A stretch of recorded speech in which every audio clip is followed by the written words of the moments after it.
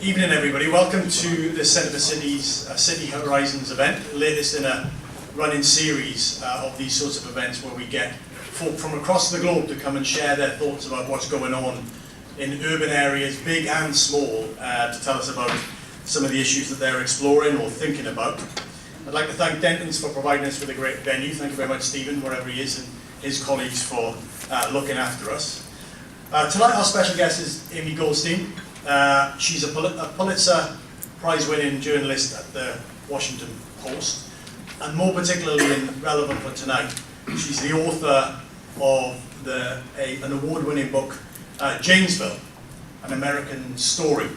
And it's an account really of what happens to a smallish industrial town in the American heartlands when its biggest and oldest factory closes, and how the city, how the town responds to those changing circumstances. And that's the topic of tonight's talk. So in usual fashion, those that have been before, Amy's going to talk to us for about 45 minutes or so, 45 minutes, and then we'll open it up for questions from you, and then we'll close and we'll carry on the conversation a bit more informally over a glass of wine or a fruit juice or whatever it is that you wish to partake in. So without further ado, Amy, the floor is yours.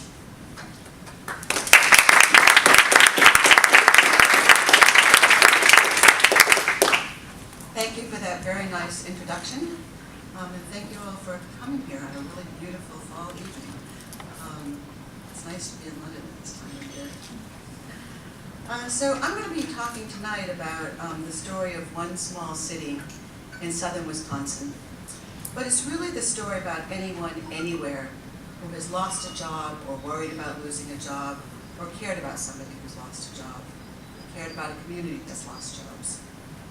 This week is my first time talking about Janesville in London, and I was eager for this trip because I'm well aware that Britain is no stranger to deindustrialization, which is what the heart of this story is about. In fact, thinking about the mines that you've lost and the shipbuilding that's gone from here and the factories that are gone, even automobile factories like the Janesville Assembly Plant, I began to think that Janesville, Wisconsin is really a rank amateur at this business of deindustrialization compared to parts of your own country. So I'm glad to be here tonight talking about an experience that's both particular to Janesville and also familiar to many of you. So that's now, but I thought I would start by talking about how my time in Janesville began. I first stepped into this community on July 26, 2011. I was on an exploratory mission, and I had lined up in advance a few people to see. The first man I met was a guy named Stan Milan, who was an old-time journalist in town. Stan had been running the State House Bureau in Madison, Wisconsin, just about an hour to the north of Janesville, of the local newspaper in town, the Janesville Gazette. By the time I met him, he had left the newspaper and he had a radio talk show, and he was working as an education consultant with an office in what during the first half of the 20th century had been the world headquarters of the Parker Pen Company, which also is from Janesville, Wisconsin. By the time I met Stan that day, the building had been converted into offices, about half of which were then empty. Stan was in his 60s when I met him. He had grown up in Janesville, and we talked nonstop that day for a few hours about the history of the town, what it used to be like, what it was like now. And finally he asked me something I was hoping he might ask, which was, would you like to see the plant? So I got into the car of this man I had just met a few hours before, and we drove through downtown, down a street called Centerway, and turned left onto a street called Delavan Drive. And there, not very far along on the right, was this looming closed auto plant, 4.8 million square feet of absolutely nothing going on. I had seen pictures of it, but I wasn't quite prepared for the enormity of it in person. And as we approached the plant, Stan said something to me that really surprised me. He said that he hates to go by it. Now, Stan's a seasoned journalist. He told me that morning something that I, over time, began to agree with him about. He said that he's a cynic. And I asked him why he didn't like to see the plant. This was the most interesting news thing that had happened in his town in quite a long time, the closing of this plant, 2.5 years before I showed up.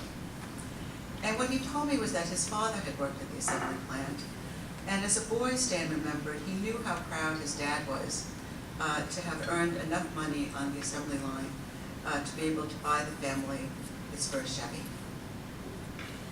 And that hit me hard. I thought if a seasoned cynical reporter cringed at the sight of this closed plant, that told me something powerful had been going on in this small city, something about identity and how life had been and how people expected it still to be, but it wasn't like that anymore. Now, for a journalist like me, that's the kind of ding, ding, ding that goes off in your head, I guess, when this juice is flowing. And I kept going back for several years. So what was I doing in Janesville that day on this exploratory mission? Well, a couple of years before, I had started thinking about writing a close-up of what really happens when good work goes away. I began thinking about this in 2009, 2010, just after what we in the US call the Great Recession. I think many of you call the global financial crisis. I was covering a broad social policy theme for the Washington Post. And as part of that job, I had written a few stories about what I didn't yet know were called recession effects. In other words, what difference it makes on the ground that the economy was really bad and was in the worst shape it had been in since the Great Depression of the 1930s. This was one of the stories that I did. I hung out for a couple of days in welfare office in Southwest Florida, which was one of the hubs of the housing crisis that was part of the recession. Just talking to people who were falling out of the middle class and applying for welfare benefits. And I wrote, "Here in Florida as elsewhere, the new face of welfare includes people who have tumbled from the middle class and higher after losing jobs, savings, and self-reliance. And some are returning to welfare years after they thought they had found permanent work and independence. In the county that includes Fort Myers," that's where I was in Southwest Florida, "nearly 40% of the 812 people who applied for welfare in October," it was a month before I was there, "had never before asked for government help." A few months later, I did a story out of Columbia, South Carolina. South Carolina at the time had the United States' second highest rate of unemployment. And what I was looking at in that story were the strains on the private sector parts of the social safety net, places like nonprofit food pantries that were just slammed with more clients than they had ever had, some of whom used to be their donors. And I wrote, "The Salvation Army gets so many calls from people desperate for help with overdue utility bills that one morning its phone system crashed. The Family Service Center, South Carolina, is deluged with clients seeking free counseling for delinquent mortgages. And the shelves of the Life Force food pantry run out of rice, canned stew meat, and black-eyed peas in less than an hour." Now these stories really struck me hard. It just seemed to me that something was profoundly different that was going on in my country. If you think about the cultural mythology of the United States, it's all about upward mobility. It's not about tumbling out of one class to a lower one. And I started paying closer attention to the kind of writing that colleagues of mine in journalism were doing about the bad economy. And I realized that I was seeing basically two strains of good reporting. One was about the government's policies. Then President Obama was pretty new in this job, and he had introduced a stimulus package that he pushed through Congress. And there was a lot of political debate about whether these were the right or wrong economic policies, whether the federal government should or should not be rescuing banks and financial institutions, the auto industries and financial institutions. The second strain of reporting really was during the 2010 midterm election. We're about to have another midterm election early in November. And this is going to sound quaint compared to what happened in my country in 2016, but even then there was a lot of writing about voter anger and voter disenchantment. And what began to strike me was that what I didn't see was much fusing of those two kinds of stories.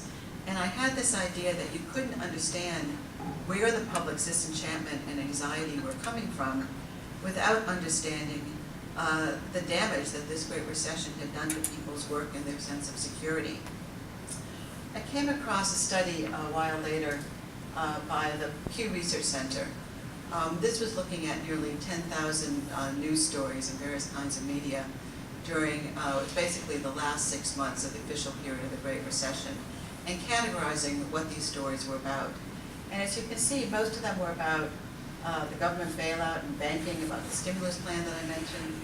If you look at that red bar way off to the right, those are stories about average Americans. It was 5% of the total.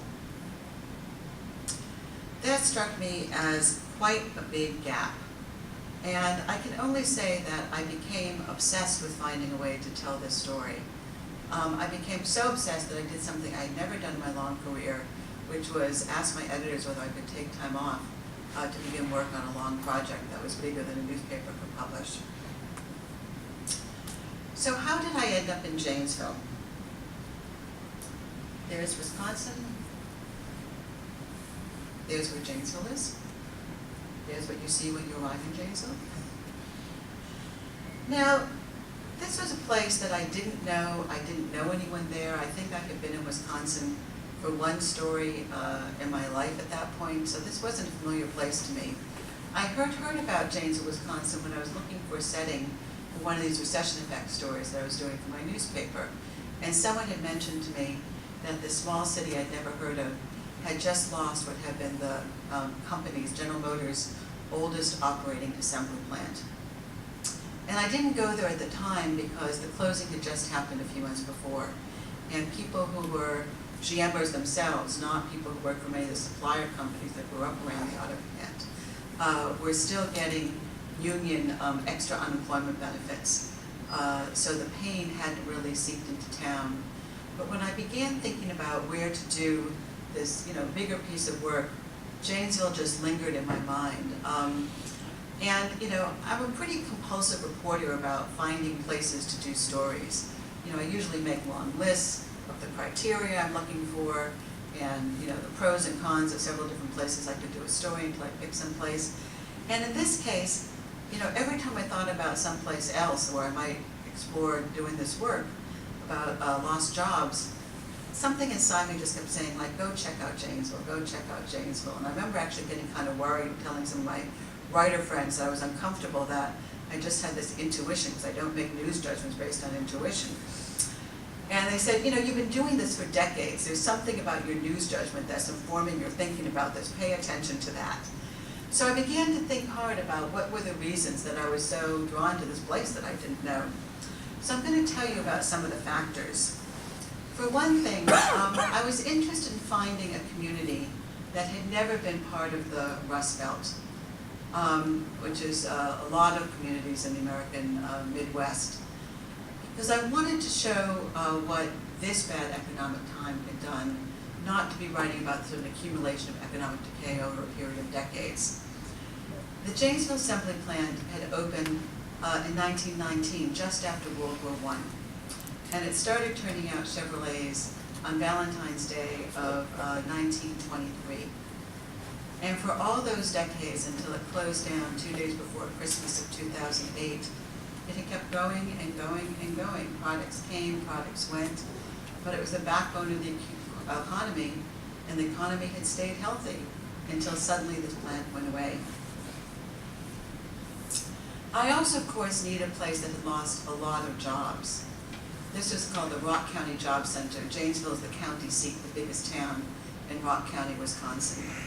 And this place was ground zero when a lot of people lost their work. According to federal figures, about 9,000 people lost work in 2008 and 2009 in Rock County, Wisconsin, in Janesville County. The unemployment rate, which had been in June of 2008, several months into the official period of recession, had been 5.4%. That was the month that General Motors announced it was going to be soon closing the Janesville Assembly Plant. By March of 2009, a few months after the jobs went away, unemployment had shot up to over 13%. So Janesville fit the bill in terms of a lot of lost jobs. It's a city of about 63,000 people. So if you think of 9,000 jobs in a county, which that's the size of the biggest town, it's a lot of job loss. I also wanted to find a place that roughly mirrored the national pattern of jobs that were being lost during the Great Recession. I knew that no place could stand in for everywhere, but to the extent possible, I wanted some place that was sort of emblematic of the kinds of jobs, kinds of work that was going on in the United States during this time. So the largest category of jobs that disappeared in the Great Recession in the US were in the manufacturing sector. That was certainly true of Janesville. A lot of jobs that disappeared in the Great Recession were ones that had paid fairly well, but hadn't required a lot of formal education. That was true of these auto working jobs in Janesville. More men than women lost jobs nationally in this recession. That was true of Janesville. So there were these fundamental ways in which this community was typical of what was going on nationally. And my whole idea was to write about one place as a microcosm or a metaphor. So the fact that there were these correspondences between what had been happening in town and what was happening nationally was pretty appealing to me. Janesville also, it turns out, fits nicely into the sweep of US history, which I also thought at the outset might be a good thing for writing about one town as a metaphor. The first day I arrived in Janesville and met this old-time journalist named Stan Milan, he told me that I should find video of a speech that then Senator Barack Obama had given right inside the Janesville Assembly plant in February of 2008 when he was first running for president. It was about to be the Wisconsin primary. He was trying to win it. He was traveling around Wisconsin. And he came to the assembly plant right in Janesville to give a big economic speech in which he first laid out kind of his prescription for the economy. And I found this on YouTube. I was watching on my own laptop and got absolute goosebumps when I heard on the tape then Senator Obama say this: "The promise of Janesville is the promise of America." And the irony of that, a few years later, with all these jobs gone, I thought, that is good. In his speech, he also said basically, if the country elected him, followed his economic prescription, he said, and this part's a direct quote, "This plant will be here for another 100 years. It closed down that December. Going back in history a little bit, the Janesville Assembly Plant had been one of the sites of a big moment in U.S. labor history. There was something in the late 1930s called the General Motors sit-down strike. And that was the strike that cemented the United Auto Workers as a labor representative for the auto industry. And Janesville became one of the scenes of that strike. During World War II, Janesville's assembly plant became part of the war's home front when it stopped turning out cars and trucks and started making 16mm artillery shells for the war. I could go forward in time, but you get the sense that Janesville kind of had these roots and big moments in American history. And of course, the Parker Pen Company, which, as I mentioned, comes from Janesville and has had manufacturing plants here in Britain. It also had big moments in U.S. history. There's a famous picture of then General Dwight D. Eisenhower, or his elected president, holding up 2 pens in a V for victory at the end of World War II. They were Parker pens made in Janesville. There was just this Zelig-like quality to this community. I also knew before I got to town to start poking around that the community had interesting politics. It's a big union town. It tends to vote Democratic. And his congressman, who came from Janesville, is Paul Ryan. Paul Ryan's now, for another few months, the Speaker of the U.S. House of Representatives. I picked Janesville a year before Mitt Romney picked Ryan as his vice presidential running mate in 2012. And I remember that August day when Romney stood on a battleship museum and announced that Ryan was going to stand alongside him in this election. Everybody in my life who knew that I had been working for about a year about this emailed me at once saying, like, "That's your place." This was good for writing a book. Finally, there was something about the name Janesville that I just thought was a cool, all-American sounding name. It's an intangible, but I thought it was good for writing purposes. So those aren't all the reasons, but those are some of the main reasons why, the summer of 2011, I made an exploratory trip to a place I'd never been, and met an old-time journalist who took me reluctantly to see the most interesting thing that happened in his hometown. So then came the question of how I was going to think about reporting and writing this book, because I wanted this book to feel like a novel, but every word of it is reported. It's something called narrative nonfiction, which I should say I've never done before since I've never written a book before. But I knew that this was my goal. And I wanted this book to feel like a kaleidoscope. It was going to be a chronology. It stretches over 5 years, roughly, from the time in June of 2008 when General Motors announced is going to close this plant for about 5 years through 2013. Then there's an epilogue that brings it up to date a little bit more. And I wanted this book to feel like a kaleidoscope in which you saw different people in town being affected and trying to figure out what they should do over this period of years. So some of the people were people who had not lost jobs, but were trying to help the people who had from different vantage points. So there's a woman in the story who's a high school social studies teacher and starts noticing that some of her students from what she knew had been middle-class families weren't doing so well.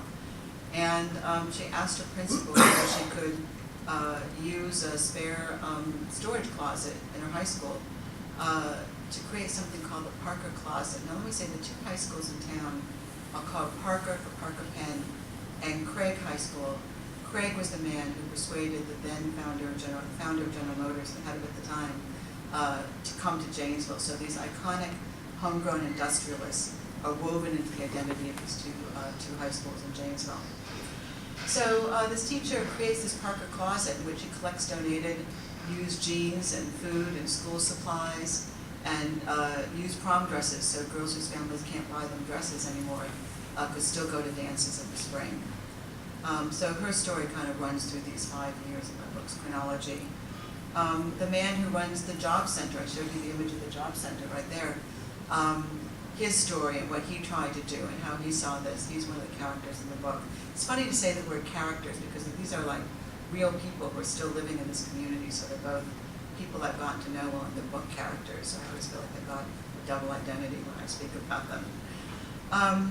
There's a school social worker in the story. She specialized in homeless children, and she started noticing during these years that Janesville, which had, it had richer neighborhoods and had a poor neighborhood, but suddenly it had a much larger crop of homeless teenagers, some of whose parents had left them behind when they tried to go find work. And she and another social worker from the next school system over start raising money to try to create housing for these unaccompanied homeless teens. So her story runs through the book. The main banker in town is in the story. She co-founds a new economic development coalition to try to undertake the really hard work of attracting new jobs to town and persuading small businesses that were still in Janesville not to leave, even though the big jobs had gone away. So those are some of the people whose stories run through my story. But finally, the heart of these characters are three families of dislocated workers. And the way I came to think about it was I wanted to pick people who had made different kinds of choices when there were no good choices left about what to do about your family's income. So I want to tell you a little about these three families. And I should say that General Motors' wages at the end were, for most of the workers, $28 an hour. So it was really good working class wages, especially if you had a husband and a wife both working at GM or working at another one of the supplier companies that also paid pretty well. So these were good incomes that suddenly had vanished. This is the Vaughn family. Dave Vaughn was a General Motors retiree when I met him. I also met him on my first trip to town. He and a friend of his were running the UAW, United Auto Workers Local 95, Janesville's union local for the auto workers, when I first arrived.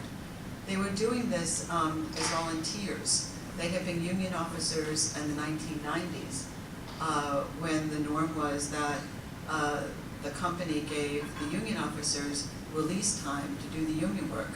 But when these plants closed, there was no more workers to give release time to. So retirees came back to run the local. And next to Dave is his son, Mike Vaughn. Mike was the top union guy at the biggest supplier company to General Motors, a place called Lear Seating, that made seats in just-in-time production for the assembly plant. The plant was its only client. But it was a really hard thing for him to come to terms with. His family was one of two families in Janesville with 3 generations of men who had been on the UAW executive committee in town. So he was very aware that he was going to be the last of the union members from his family. But he made peace with this, but there's a moment where he has to tell his dad, Danny, what he's about to do, and we're about to go back to school to study. And that was a pretty hard moment for him, and you'll have to read my book to see how that turns out. This is Matt Wopat. Matt had been a GMer in Janesville for 13 years when the plant closed. His father, Marv, had been at the plant for 40 years. And Marv was a big guy at the plant. He was in charge of employee assistance, so he knew everybody's secrets about, who was having trouble at home and who had addictions and all kinds of troubles, for which people came to the employee assistance director. He also was a local politician, kind of a larger-than-life figure who rides a Harley to this day. And Marv retired just a few weeks before he knew that Matt was going to be losing his job. It was pretty hard on both of them. And like a lot of people in town, Marv kept saying, in this case to his son, this plant is going to come back. Just hold on, collect your union unemployment benefits, and the plant's going to reopen. It was what a lot of people believed. Another thing that I heard on that first day that I visited Janesville was that a lot of people were still in denial. Stan Milam told me that too, the journalist told me that too. And I said to him, it's been like 2.5 years since this plant closed down. How can people still think it's going to reopen? He said, just listen carefully. And I'll tell you, in June of 2013, which is very late in the book's chronology, I went to the high school graduation of one of Matt's daughters. And Marv rode up on his Harley and got off and gave me a hug, because his family knew me pretty well by then, and said to me, Amy, just you wait, this plant's going to open up in 2013. So Matt believed his dad, and he didn't do much for a while, and finally he decided, well, he has to think of a plan B just in case his father turns out to be wrong and these jobs aren't coming back. And he went back to school. He went back to school to train to be a utility worker, because the word on the street was that, and that the college was encouraging people to think about, was that there were a lot of older utility workers in the area who were reaching retirement age. But it turned out that the bad economy had taken away whatever little bit of retirement earnings they had, so these guys weren't leaving their jobs so quickly. So Matt is about halfway through his retraining program. He's doing pretty well at school, like a lot of people. He's kind of shocked to be having to study again, and he's doing homework after dinner with his 3 kids, and a little embarrassing, but he's getting okay grades. And he starts to hear that these jobs aren't going to open up. And this is a bad piece of news, because he and his wife, who is working a part-time job at minimum wage, find that they are starting to fall behind on their house payments. And they're starting to get really worried about whether they're going to lose their house, family. So Matt and a bunch of his GMer buddies who are studying the same thing he is, go to their instructor one day and say, if we stay through the rest of the year and finish our program, are there going to be jobs for us around here? And the instructor levels with them and says, I hate to tell you, but not necessarily. So Matt does something he had vowed he was not going to do. These GMers from Janesville have pretty extensive seniority, which meant that within the company, they had transfer rights to other plants that still were operating. So there were people from Janesville who were commuting, and I mean commuting, to a plant in Texas and one in Kansas City and a plant in Michigan and a couple in Ohio. And they called themselves GM Gypsies because they were working in these faraway places, many hundreds of miles away, but coming home every week or every month as best they could. And Matt had always sworn that, I mean, he's from a pretty close family, he was not going to become one of these gypsies. But jobs come open in Fort Wayne, Indiana, a plant there, a truck plant. And he decides he better do it, his family's going to keep his house. So Matt starts commuting nearly 300 miles, leaving on Monday mornings with a couple of his buddies, and coming home late on Friday night, sleeping 2 nights and a piece of a 3rd night in his own bed, and then doing again, driving to Indiana on Monday morning. He's been doing that since 2010. He's got several more years to go until he's eligible for the kind of retirement that his dad's been enjoying for the last several years. Finally, these are two members of the Whitaker family. The woman is Tammy Whitaker. Her daughter is named Kezia. And Jared, husband and dad in this family, have been at General Motors about the exact same length of time as Matt Wopat. And he was unwilling to leave his family and start becoming a GM gypsy. And of the three families I follow, this is really the one that falls the hardest out of the middle class. Jared also thinks the plant's going to reopen, and when it starts seeming like his benefits are running out, he starts just bouncing in and out of a whole series of bad paid jobs that don't have very good benefits. Off and on, General Motors was offering buyouts, which meant that if the plant ever reopened or somebody wanted to transfer rights somewhere else, they just severed their ties. They could never come back to General Motors. And these buyout offers were getting worse and worse over time. But General Motors was going through very bad financial times itself and was trying to shed its workforce, parts of its workforce. So Jared finally accepts one of these buyouts. It was just a couple $1,000s. It wasn't much money at all. But it gave his family 6 extra months of health benefits. So he cuts his ties forever with General Motors for 6 months of health benefits. And I met Kezia and her twin sister, Alyssa, when they were high school seniors, the fall of their senior year. They're just great kids, really smart kids, taking advanced courses, going to college, active in their church. Teachers all like them. And when I met them, between the two girls, they were working 5 part-time jobs. And they were working all those jobs partly to pay for their own cell phones, with kind of thing that parents used to buy in Janesville but weren't buying anymore for kids. But also partly because they would slip their parents money now and then for bills, to help pay their family's bills. And one night, the girls told me they took their mom grocery shopping late at night so they wouldn't run into anyone they knew in town. And when they got to the checkout, they had told their mom that they were going to take her grocery shopping. This is when they were high school seniors. They get to the cashier and they slip her cash so she can look like she's paying for the family's groceries. So those are some of the people who populate this story. Now, in addition to the stories that were these real visceral close-ups of what happened to people, I also wanted to find ways to make clear that what was happening to these folks were representative of broader truths in town.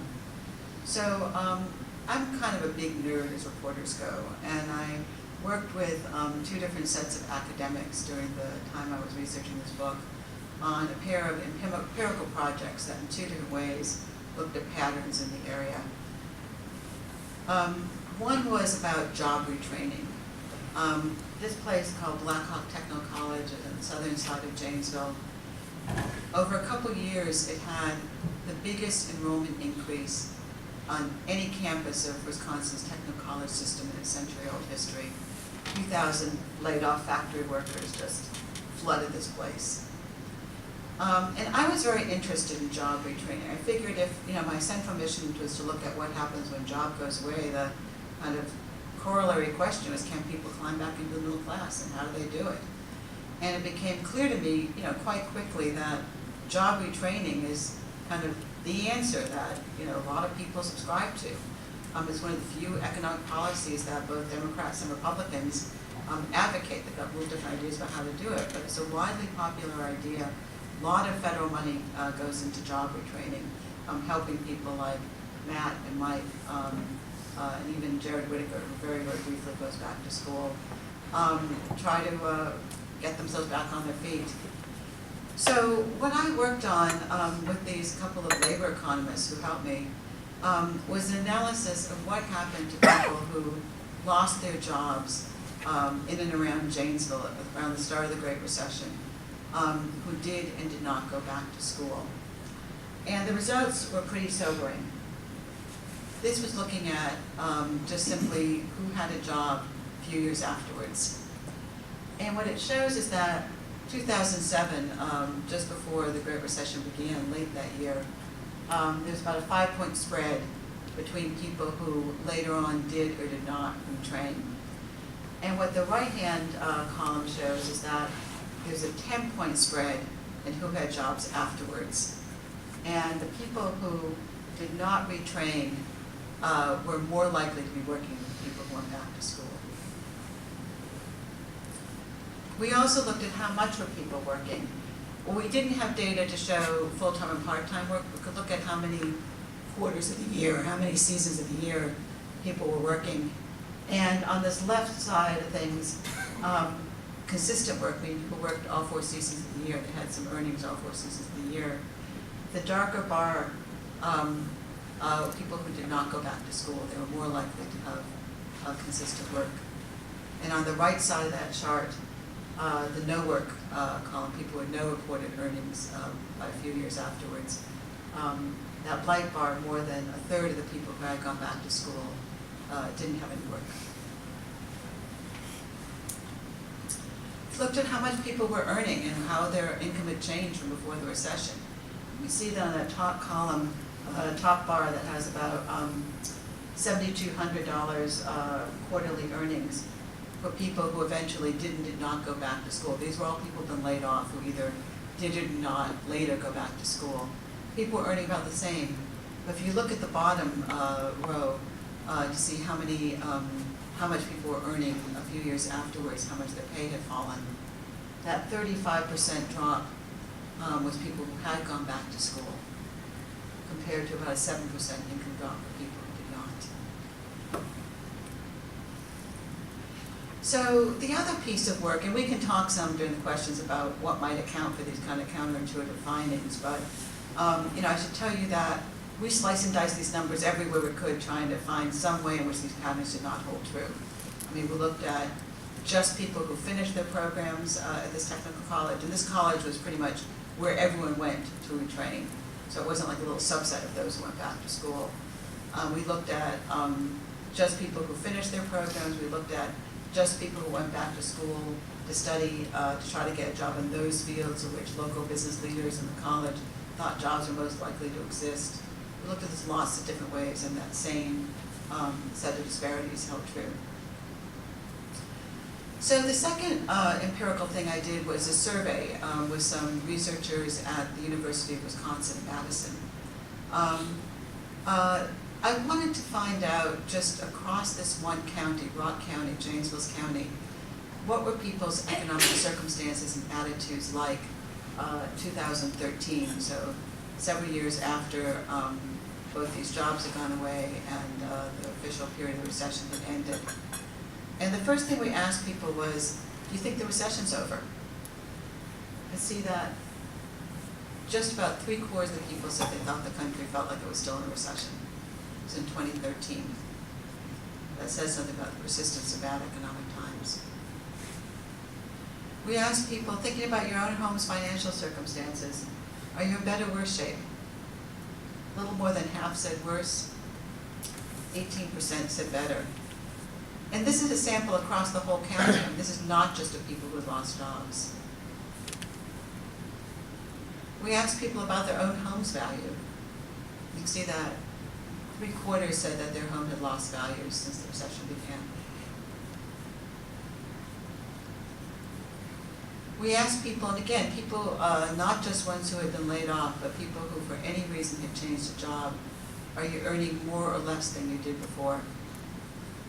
You see that over half are earning less. We asked a question just about the prevalence of all these vanishing jobs, and found that about 1/3 of the county said that, the respondents said that they or someone in their own home had lost a job. It's a lot of lost jobs.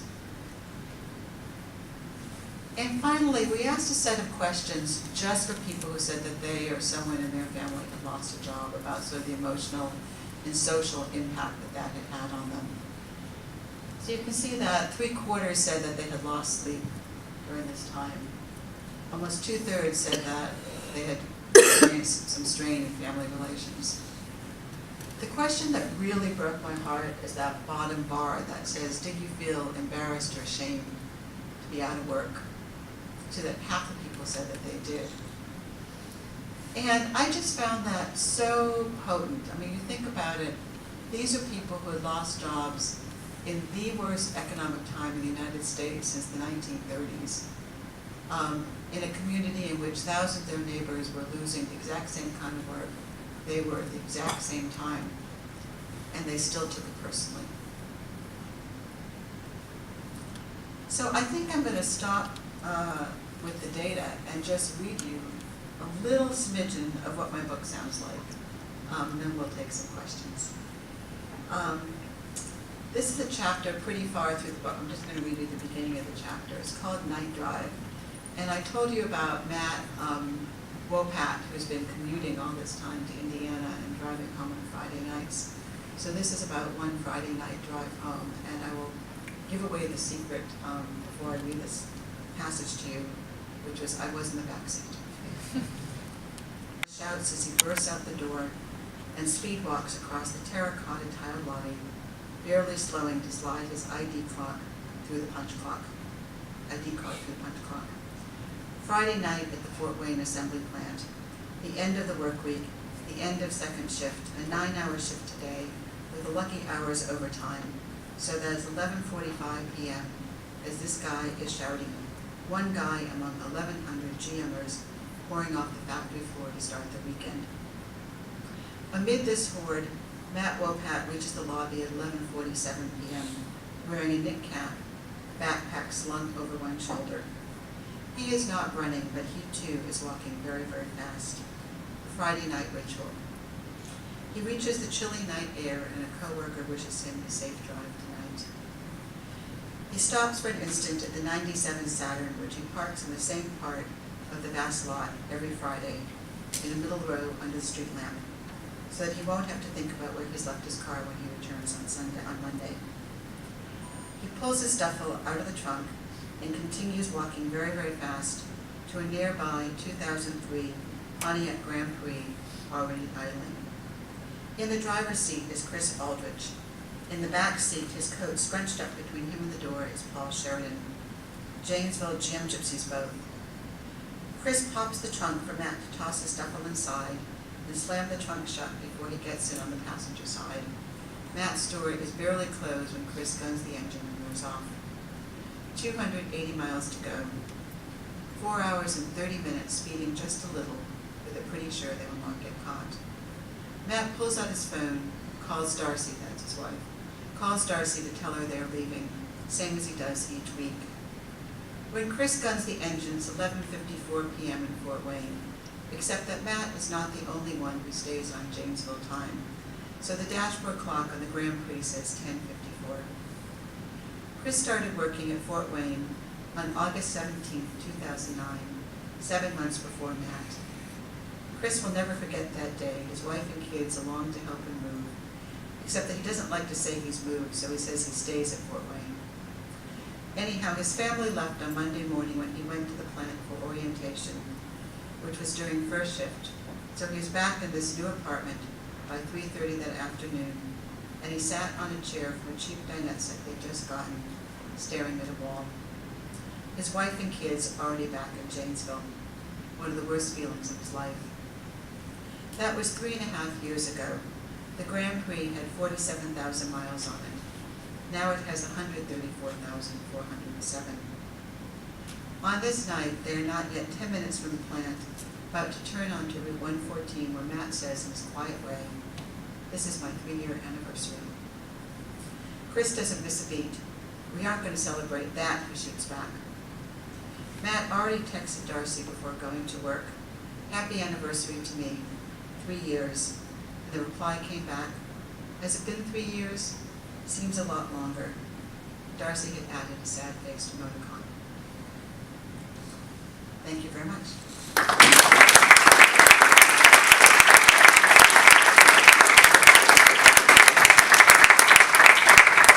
Brilliant. Thank you very much indeed, Amy. So as we said, we've got some time for a few questions. You want to put Amy either about what she has said or what she hasn't said if you've read the book, which we all have in the office. I encourage you to, if you haven't bought it, I would buy it. It's the best £10 you will spend when you start to read the book. But questions, if you can just raise your hand, we've got a mic.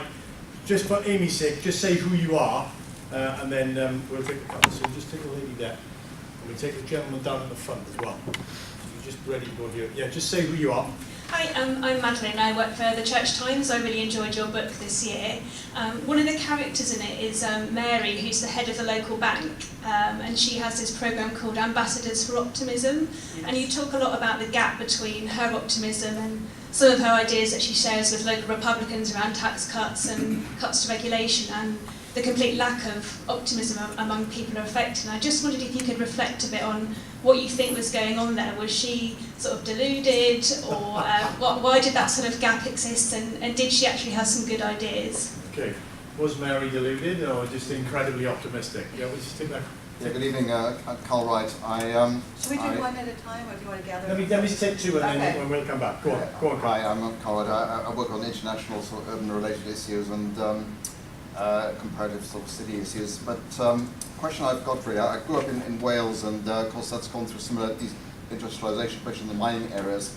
But there's two issues I wanted to raise, ask you, Amy. One is, what was the situation of those that lost jobs with social security and healthcare coverage? Because clearly, I think in the States there is much less provision than in somewhere like Wales or the UK in that area. Maybe I'm wrong. And the second area you didn't mention, which I thought was a strange omission, was politics. And clearly Wisconsin went for Trump at the last elections, which was a big change from previous elections, presumably linked to all these developments. And is there any figures you have for the voting in Janesville in the presidential elections, and was there a big swing to the Republicans? Okay. So, was Mary delusional? Was she delusional or just incredibly optimistic? And then we'll get to the question about social security and the health net, and then the politics. Yeah. So I think Mary was very optimistic because she believed that optimism was an economic development tool.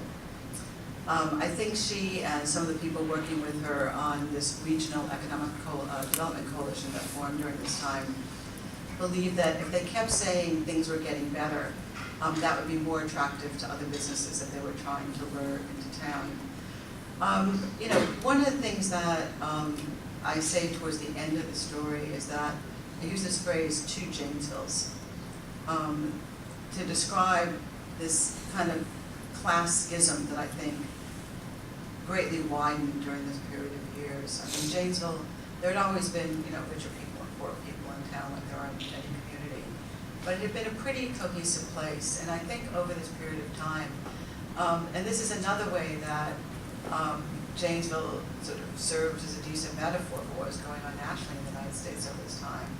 The socioeconomic schism widened and the political schism widened. So that there were people who, you know, I mentioned the school social worker who was trying to raise money to house homeless teenagers.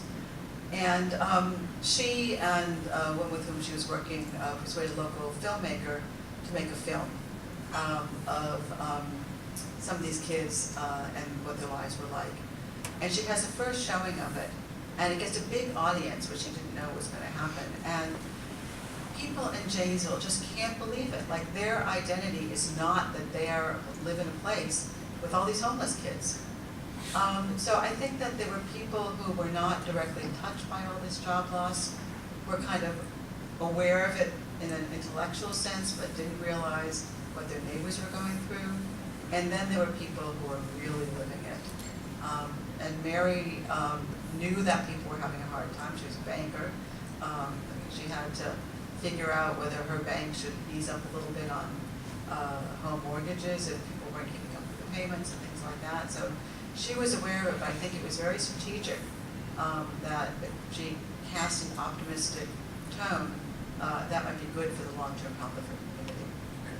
And then the second element, so you talked a little about in your talk and in the book about the union benefits that continued on post-job loss. There's a broader point about the social security net more generally in the US being lower than it is maybe here and elsewhere. So let me make a point about that, and then I'll talk a little bit about politics, which is the other part of your question. So here in Britain, you have a much more generous set of social welfare policies that exist in the United States. Unemployment benefits don't last that long. They're not that generous. A lot of people lost health benefits. I was very interested in nonprofits in town that were trying to do this, a social safety network. I hung out a lot at the main food pantry. Janesville's a pretty civic-minded place, it turns out. I didn't know any of this before I showed up and started learning about this community. But just has this long, rich, homegrown history of philanthropy. During the time that I was hanging out at this food pantry, they were able to take the first 40 people in line. And I kept going back morning after morning to see who number 41 was. You know, and there was always a 41. So even though there was quite an effort to, from the community's own wherewithal, provide social services, there was more need than there was help. On the flip side, and then I'll get to the political part of your question, one of the things that I really learned from hanging out with people in Janesville is that there's a huge amount of, and I don't mean to generalize, not everybody's exactly the same, and not everybody who I depict in the story is exactly the same, but I think to a large extent, people who fall out of the middle class really try to hide it. They have a lot of pride. Asking for help is not part of their view of themselves. So it's not that nobody applied for food assistance, but the number of people who applied compared to the number of people who would have qualified was surprisingly low. So let me just say a quick word about the political question. So Wisconsin, as you say, voted in 2016 Republican, voted for Donald Trump. It was the first time since the mid-1980s that Wisconsin had voted Republican in the presidential election. You can imagine the morning after the election, I woke up and ran to my laptop to see how Rock County had voted. And it had still voted Democratic. It voted 52% for Hillary Clinton. Now, it had voted 62% for Barack Obama in 2012 for his re-election. So you might say, oh, the Democrats flipped, 10% of them flipped. That wasn't what happened. The entire differential between 62% for Obama and 52% for Clinton, if you look at the raw numbers, was Democrats not coming out to vote. And that was part of the national pattern as well. Good. Let's take a couple more. One right in the front, one right in the back, and I'll take the gentleman in the green as well. So I'm going to take 3 this time. Okay. Only because I'm pressed for time. You start with you at the back. You've got the mic. We'll come to this gentleman here and then one right in the front. You've got one. No, let's go back first. You go first. Say who you are. Hello, my name is Consolata and I'm a master's student. My question is about the reception of your book. So since the book was published, it's received quite a lot of good press and been picked up all over the world as quite an interesting story to tell after the Great Recession. I guess my question is, what has been the feedback from the people of Janesville since it's been published, and have their own perceptions changed about themselves considering what the world is saying about them? Okay. Thank you. Very good question. Yeah. Right in the front. Thanks, Andrew. Patricia Brown. I thank you. It was a wonderful read, a fantastic story, a sad story, and very pertinent in Britain because it's a metaphor for some of the things that's going on. So it's a sort of a point-stroke question to both of you, Andrew and Amy, in a way. Because going back to the question about the sort of the social safety net that we have here, that is reducing dramatically. And America has always been a country of philanthropy and not having a social safety net. So therefore, charity and giving has actually been to the fore in these societies. And one of the strands that came out across throughout your book is how that is reducing, and lots of people are having less money to put into these things, but there's still giving even in the hard times. So as we reduce our state, and we've got even more food banks, need for food banks on a daily basis, I'm really interested to know how the two compare really, as one is your social, your philanthropic giving is reducing as our status giving, but our philanthropy isn't coming to the fore. So maybe that's more a question for you, Andrew. You've been thinking about this. I'm happy to defer. Well, that's a tough one. Yeah, go on. Hello, my name's Aditya Chakraborty. I write for the Guardian newspaper. Thank you for your talk and thank you for your book, which I've just begun. I'm enjoying very much. You talked a bit about how you chose Janesville, and then you told us about some of the characters in the book. How did you work out which characters you wanted to focus on? Okay, so how a general reflection and feedback from the book, but particularly from the folk of Janesville, how have they taken it? And then there's the related question, which is how did you identify or select the characters to follow through the book, which you definitely did. And then there's an interesting question, which is always ongoing, which is the relationship between the size of the state and philanthropic activity. And there's a kind of narrative that the state US has a bigger philanthropic sector because it has a smaller state. Something to do with that or not very much? Okay, so first about the reception and the home audience. So about 3 weeks after my book came out, I spoke in Janesville. I was very nervous. I did not know what the reception was going to be like. I had made sure that some of the main people in the story had gotten copies of the book ahead of time. Because I just figured these are, for the most part, they're not public figures. They're not, I mean, Paul Ryan's a public figure. One of the worker families and some of the other people in town are not used to having things written about them. It's always sort of jarring to see yourself written about through somebody else's eyes. I didn't know how it was going to go. I spoke at a public library. I thought very hard about where I wanted to speak because I wanted to be a very neutral place. I didn't want to be at the Union Hall. I didn't want to be in a political office. And it was a 47-degree, very cold, rainy, late April afternoon, and I figured no one's going to show up. And I got there, and the librarian, who I had been in touch with beforehand, said, we're not going to do the reception that we were planning beforehand because there are too many people waiting in line, and I'm going to sneak you through a back hallway. And there were about 200 people there.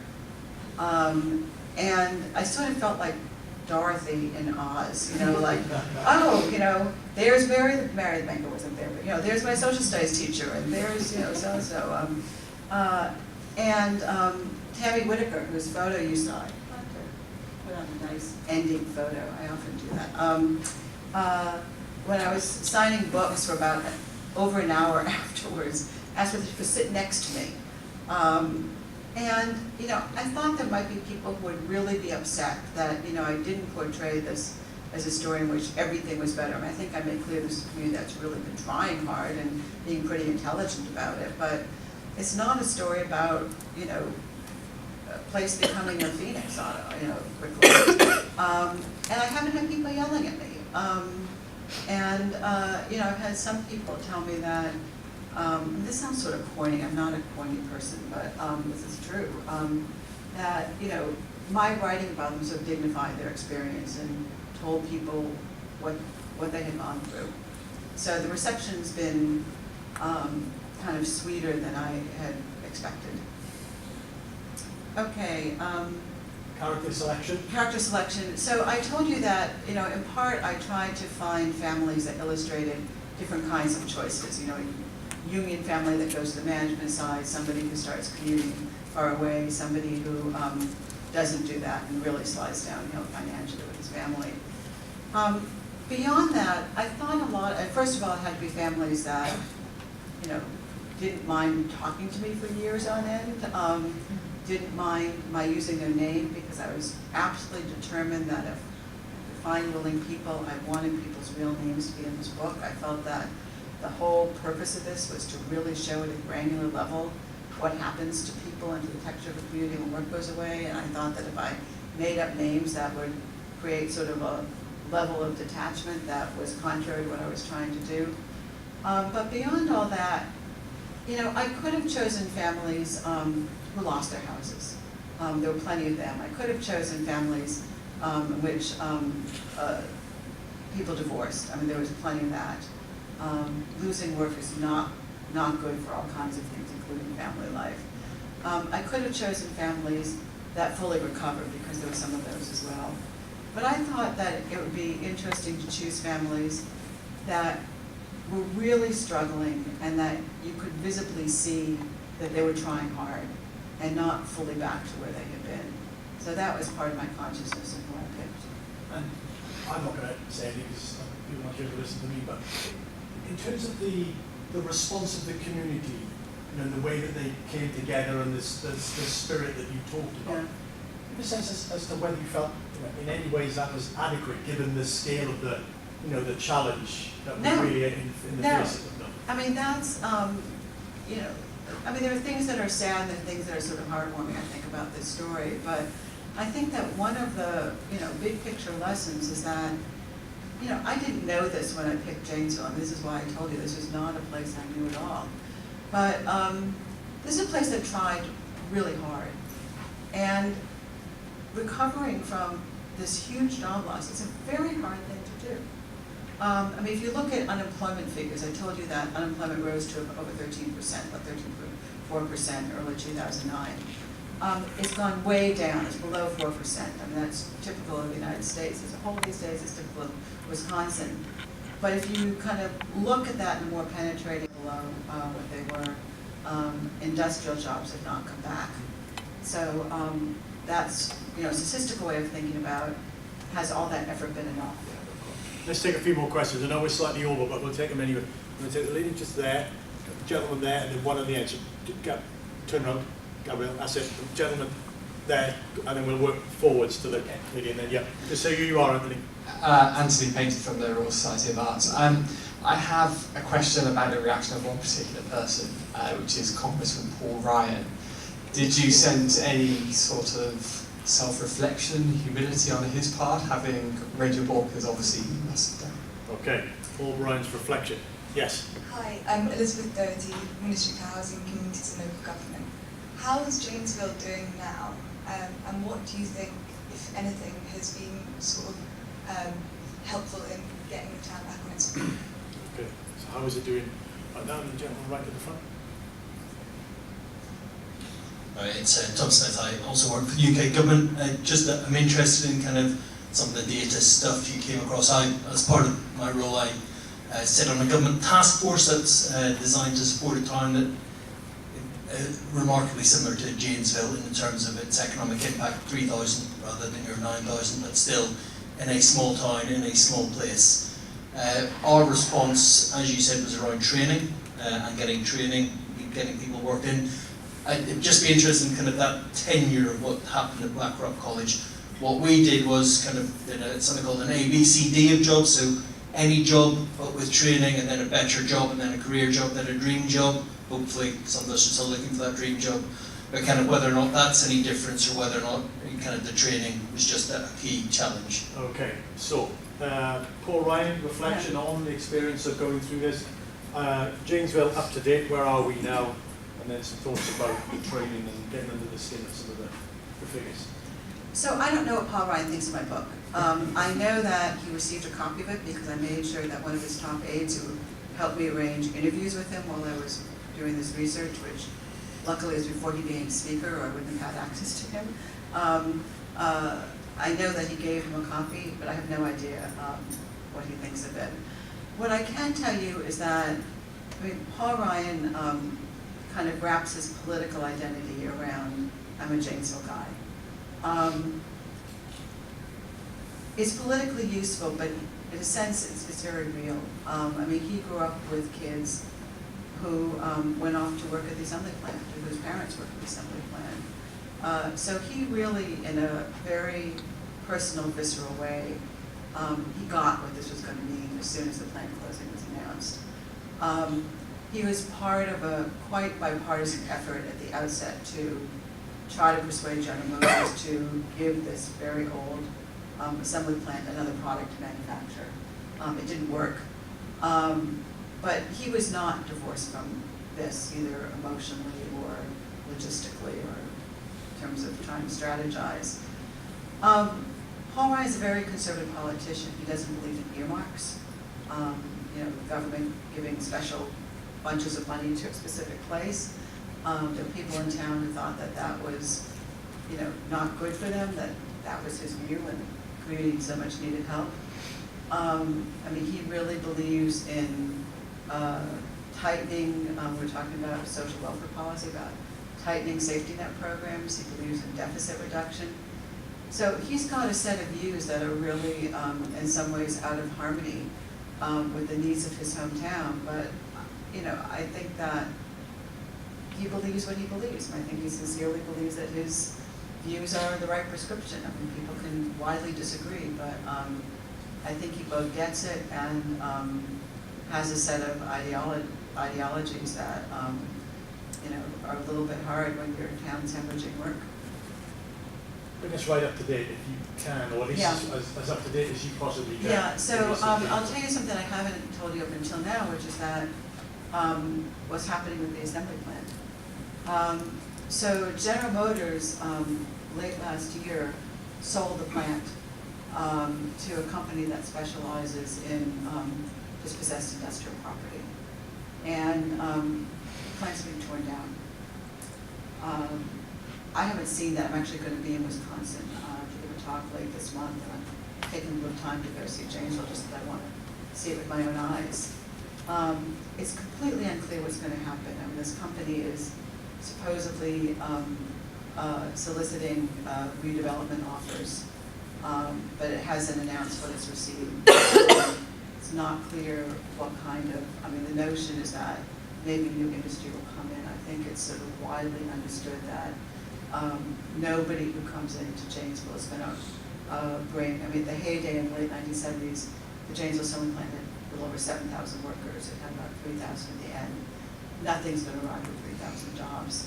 But there's a sense that, the work of redevelopment is underway. There's always been a fair amount of optimism in town that things are going to get better, even when things weren't getting better. So people feel that, not everybody, but people feel that now. And another kind of main lesson I've learned from doing this work is that it can take a very long time to figure out whether a town's going to really die or not. And I think it's been a decade since this plant closed, just about, and it's still not clear. And you showed us the figures in terms of the impact of the training and such, and the counterintuitive point that you were making. Do you want to say a little bit more about that? You alluded to some of the reasons behind it, but just give us a little bit more of a flavour on that. Yeah, so I think that both this college and the business leadership that was left in Janesville were trying as hard as any community can try to figure out how to help people. The job center, I showed you the photo of the job center. When people went in and they were thinking about retraining, they were administering batteries of aptitude tests and interest tests to try to figure out how to help people. The guy who ran the job center, which is one of the people whose stories runs the book, he really believed at the outset that this might be good for people, that people were sort of locked into this factory work because of the pay levels, even if they didn't like the work, and that maybe this would be an opportunity with all this federal funding for people to figure out what they really wanted to do.